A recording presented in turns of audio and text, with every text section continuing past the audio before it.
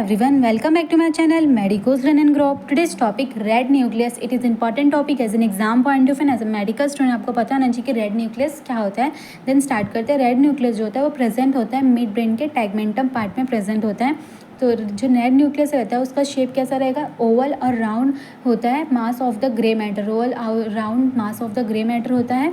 Situated in the tegmentum और इधर side of the midbrain. जैसे कि इस डायग्राम में देख सकते हैं, ये मिड ब्रेन का डायग्राम है. मिड ब्रेन के ऑन इधर साइड पे प्रेजेंट होता है. Extend between the superior colliculus and hypothalamus. Colour कैसा रहेगा, पेल पिंक रहेगा. Due to the presence of iron in the form of haemoglobin and the ferritin in the neuroplasm of its neuron.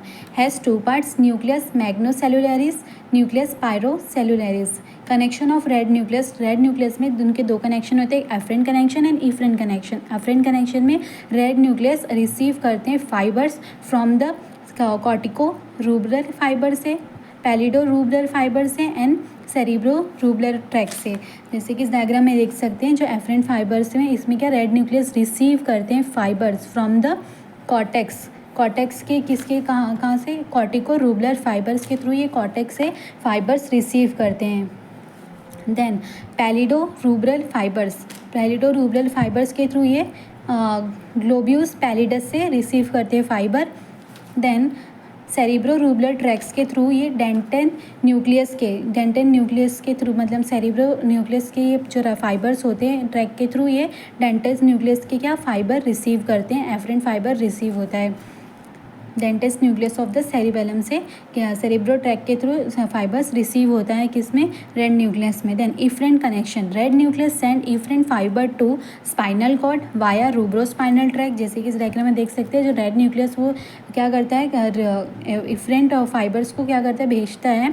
Send efferent fibres to the thalamus को, inferior olivary nucleus को, reticular formation को, spinal cord को और thalamus को, और third fourth sixth and cranial nerves को ये क्या करता है, इफरेंट फाइबर सेंड करता है. स्पाइनल कॉर्ड को वाया रूब्रोस्पाइनल ट्रैक से, मेडुला को वाया रूब्रल ट्रैक से, एंड रेटिकुलर फॉर्मेशन को वाया रूब्रो रेटिकुलर फाइबर से, एंड थैलेमस को वाया रूब्रो थैलेमिक ट्रैक के थ्रू ये क्या इफरेंट फाइबर को क्या सेंड करवाता है red nucleus. Inferior olivary nucleus को वाया रूब्रो ओवेलरी टैक्स के through, and nuclei of third fourth and six cranial nerves को एफरेंट फाइबर्स सेंड करता है. Then function of red nucleus का फंक्शन क्या है, facilitation of muscle tone, facilitate करवाता है मसल स्टोन का.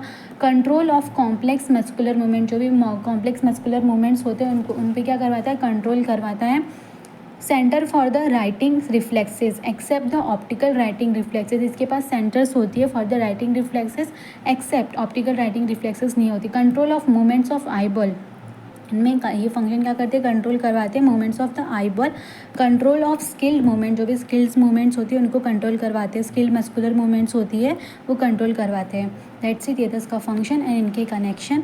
तो एग्जाम में अगर आया तो रेड न्यूक्लियस का इंट्रोडक्शन, देन इसके कनेक्शन और ये डायग्राम ये दोनों diagram, afferent connection of red nucleus and efferent connection of red nucleus का डायग्राम.